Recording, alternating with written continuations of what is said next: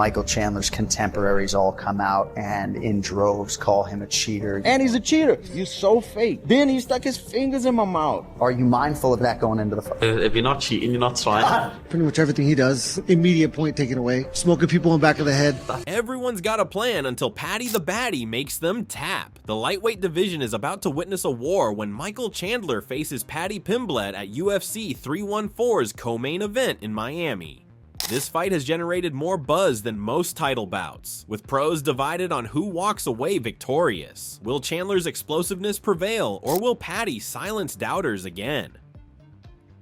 I think it's a good fight though, because Chandler will have more submission defense, say Bobby Green did. Chandler is hittable in my opinion, so Paddy may poke him and box him. I'm gonna probably go to Michael, I guess. Yeah, Michael Chandler, I guess, even though he is kind of in the same position where he's a little bit older than Paddy, but I'll go Michael for that one. If you enjoyed this breakdown, smash that subscribe button and hit the notification bell to never miss our fight predictions. Entering his prime at 30 years old, Paddy Pimblett brings an undefeated UFC record to this fight. The Liverpool native stands taller than Chandler and plans to use this advantage. What do you make of this ball of muscle, Michael Chandler? He's a unit, isn't he? He's a little... He is a unit. But he's gonna try and come out and knock me head off. You know what I mean? Yeah. I do think he is one of the most entertaining fighters in the UFC.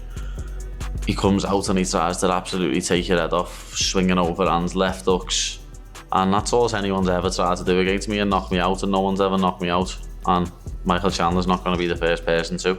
Again. Chandler enters this fight needing a win after losing 4 of his last 5 bouts. The explosive veteran is making personal sacrifices for this opportunity. Despite recent struggles, Chandler remains philosophical. How can you beat someone who cannot quit? How can you beat someone who every time they go through a hard time, they get better and they get stronger instead of getting weaker and getting demoralized? How can you beat someone who looks back on all the tests that they've had and said, yeah, that was dude, bring it on. See you at the top.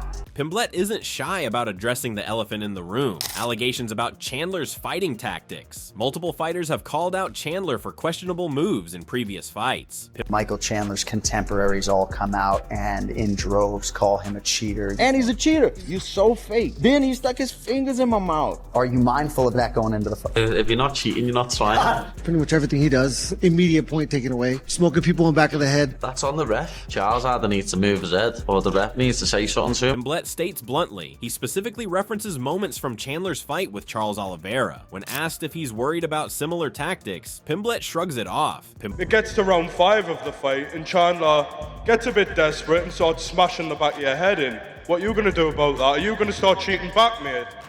Well, it's not going to get to round 5. He's going to be finished before then. Pimblett has been doing his homework, even getting advice from someone who's already knocked out Chandler. I was speaking to Pitbull, someone who knocked Chandler out in the first round, and he was giving me a few tips on how to beat him, Pimblett reveals. I knew I was going to be bigger than Mike. I'm nearly as wide as him and a couple inches taller. He's going to be surprised at the range difference. His strategy is clear. Just like last time, I think I want to keep him on the end of my range. I want to kick him, frustrate him.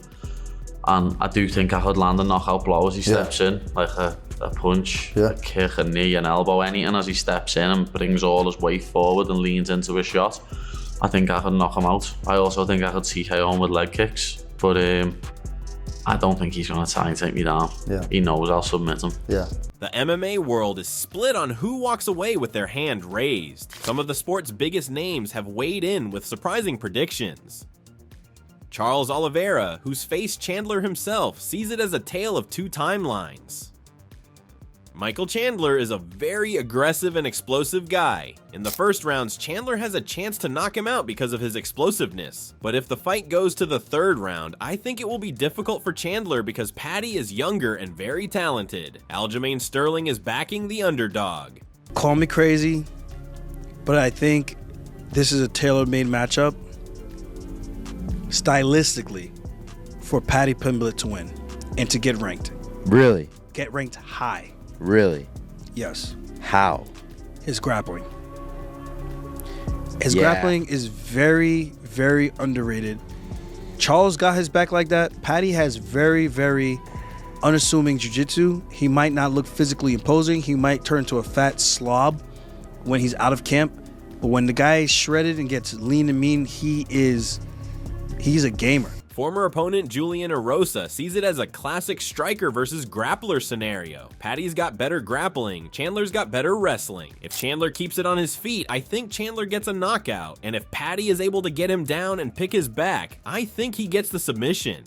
The UFC boss himself is particularly excited about this matchup, seeing it as a massive opportunity for the British fighter. It's a great fight, great card, and obviously a big night for Paddy, Dana White explains. If for whatever reason there's been a lot of doubt that has surrounded Paddy Pimblett, and he has shut the doubters up every single time he goes out and competes. Teammate Molly McCann believes Pimblett is peaking at the perfect moment. He knows the drill. He's meeting Chandler at the perfect time. He's leveling up everywhere, and you look at his body. He's a man now. He's 30 years of age. She adds, pressure makes diamonds, and my boy is a big, big diamond. This is everything he's dreamed of his whole life. I don't think the bright lights are gonna get to him. When Michael Chandler and Paddy Pimblett lock horns at UFC 314 in Miami, we're guaranteed fireworks. Will Chandler's experience and explosiveness prevail, or will Paddy silence the doubters once again with his crafty submission game? This co-main event could steal the show on April 12th, and the outcome will reshape the lightweight division's rankings. What's your prediction? Chandler by knockout or Paddy by submission? Drop your thoughts in the comments below. And if you want more fight breakdowns, predictions, and MMA analysis, smash that subscribe button and hit the notification bell. We'll be bringing you all the latest UFC news and fight coverage every single week. Don't forget to like this video if you enjoyed our breakdown of what could be 2025's most explosive lightweight clash.